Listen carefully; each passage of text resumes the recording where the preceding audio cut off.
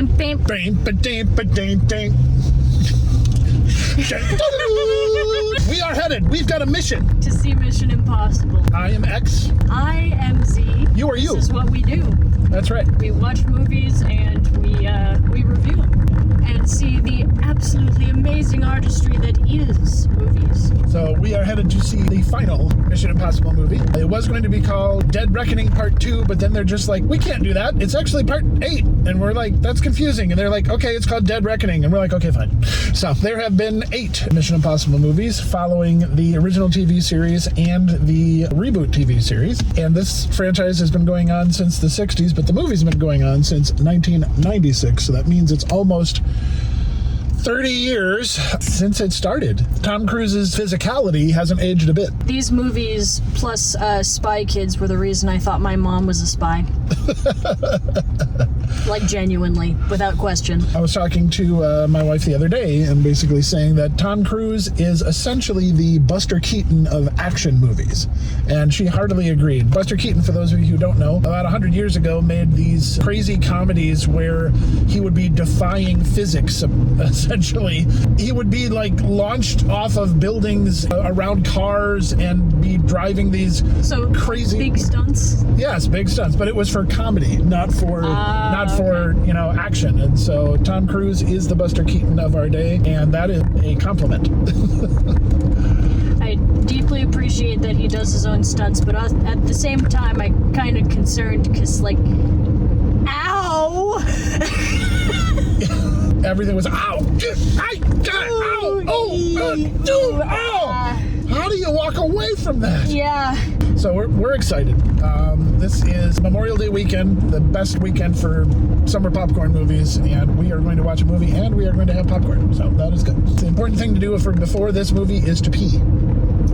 Yes, it is a longer movie. There's nearly 3 hours. You'll live. It's okay. That's right. If you really want to do your bladder a service, do that, and then there is no end credit scene, so you can probably leave and go. Run. But for nerds like me, I'm watching every last credit. That's it. Okay. I'm sorry. I mean, it is good to commemorate all the people that worked really hard to make the thing, especially when the thing is Mission Impossible. That's right. We are headed to Hollywood, and we will see you when we get there.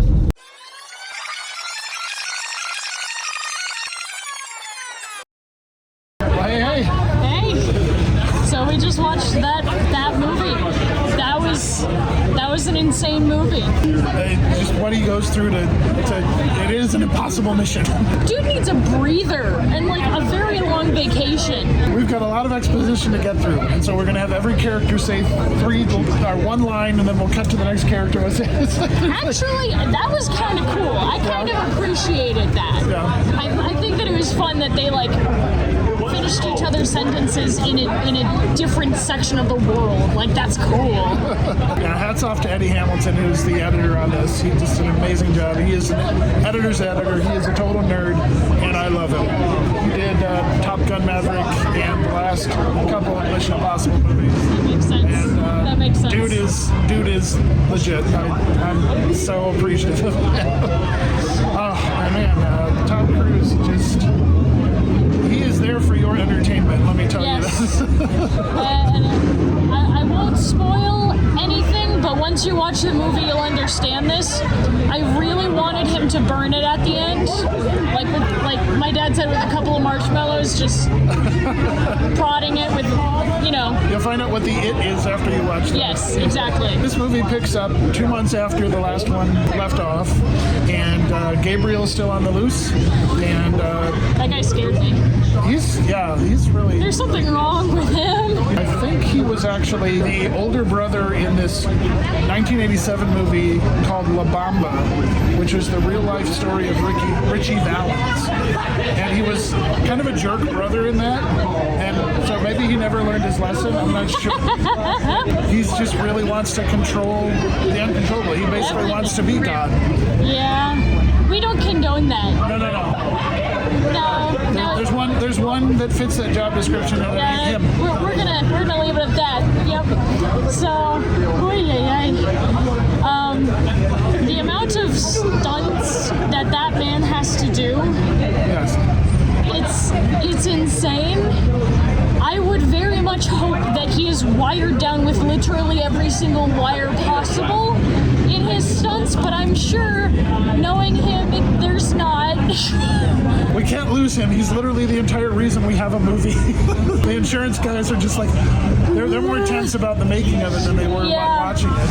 I highly appreciate that they went for realistic stunts and that Tom Cruise, as like very clearly handsome as he is, he's not afraid of looking ugly on screen for the very intense stuff that he's going through. Like his hair is straight down, his face is like flopping around. Just like, that wind is no joke at the biplane, which we see in the poster behind us.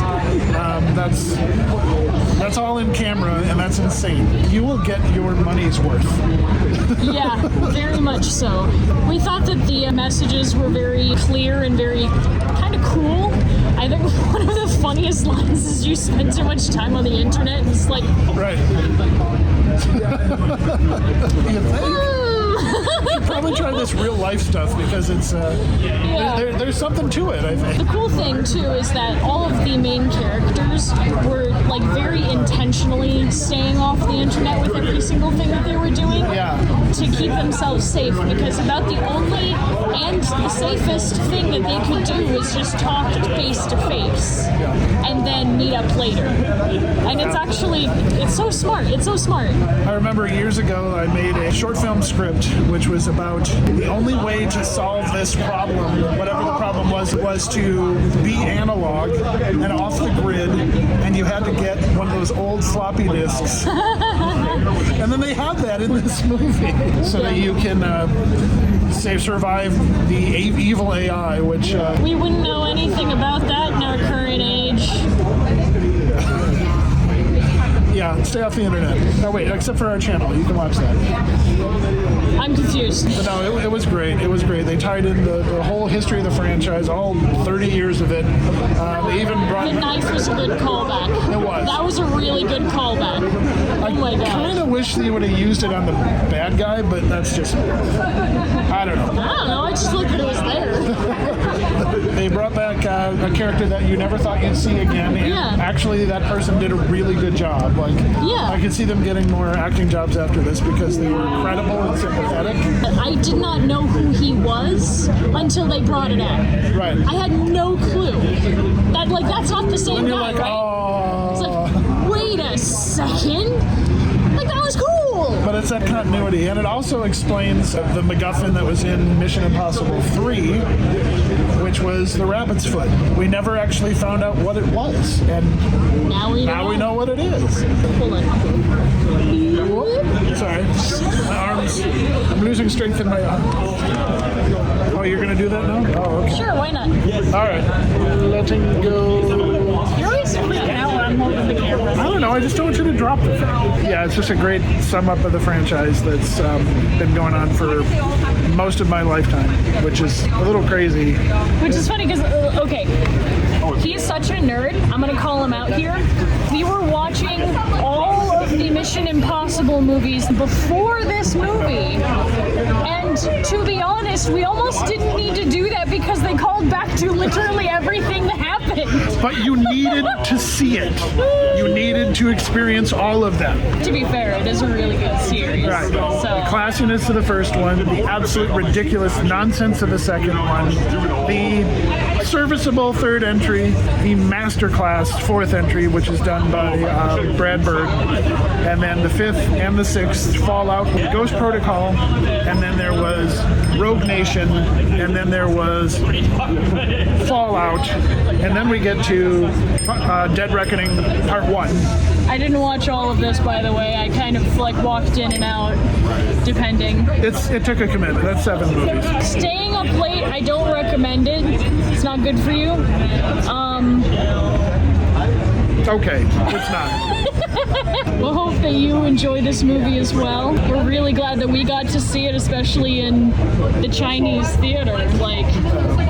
You can't find a screen bigger, you really can't. The things that I liked that carried over from the last one into this was that it was talking about, how digital information can be changed and altered. Yeah. You can believe something that's false and then whoosh, now it's true. I like that little transition where they made a camera into a gun. Right. Like, that's very telling. That's very telling. And like anyone would be able to do that nowadays. That's kind of freaky. So you got to use your brain, and like he says in there, the only people left are the ones who will keep their head. So you got to make sure that what you're seeing and the content you're consuming is not, you're not being fooled by it. So what we're saying is that some of this, not all of it, some of this in the movie is applicable to real life. I just really appreciate all that this movie has to offer. It's why you go to the movies. It's just a blast. It's so much fun. Yes, it's ridiculous. Yes, it's impossible. But that's the point. You just, check your head a little bit, but just enjoy. Yeah, this movie is a good combination of turn your brain off and turn your brain on. Yeah, that's true. It's got equal measure of both. You're just you're gonna. And you know which one to do. Yeah, you will run out of moments where you say, yeah, right. There's just too many, so just give in and enjoy. I just want one moment where he goes, oh, come on! And then the plane's going to take off, and then the wing's going to break, and then the plane's going to catch on fire, and then you're going to get a parachute, and then the parachute's going to catch on fire. And then it's just like, oh my gosh, my job's really hard. I love that. Everybody's always asking him, like, what's the plan? It's like, how do I plan for this? What I'm wondering is how he comes up with a plan so quickly after being shot at. Waking up after almost dying 50 times and be like, so what do we do now? Give me a pen, I'll write it down for you. I have trouble remembering to bring my lunch to work, and yet he's like programming satellites or Seriously. something. I'm gonna hand the camera back to you because my arms are getting tired. So yeah. I like that they used the same thing to tie the characters together, which was just a simple handshake. Yeah. Where he was always reaching his hand out to others. Yeah. And they eventually took it. Yeah. We should probably be doing the same thing if we want to be able to build relationships, to build communities, to build trust. We ourselves, we're looking for other creators that will actually want to Collaborate. Yeah, collaborate. So we're open Tom Cruise if you're interested. If not, Eddie Hamilton, the editor, I'll take your help too. It ended on a note where we have a choice. Yeah. We have a choice whether or not to distrust people, to antagonize people, to be aggressors and enemies, or we have a choice to be kind, show compassion, work toward understanding. It's been an absolute blast, and we hope that you go out to see it. You go see movies in movie theaters. Yes, and don't forget your popcorn. I'm saving mine. Tom Cruise loves popcorn. Really? He eats like 2 buckets full when he goes. He's insane for popcorn. With that physique, I don't know how or why he does it, but he does. I want to look that good in my 60s. Holy cow. Anyway, thank you so much for joining us. We really had a great time. If you like our channel, then hey, like, share, and subscribe. And check out our Patreon because we got one. Yeah, I just hope you enjoy this movie as much as we do. Thanks for hanging out. We will see you next time. That's right. Your mission, should you choose to accept it, is to watch more of our videos. That was horrible. That was so bad. Anyways, you say your thing. All right. I accept it. Bye.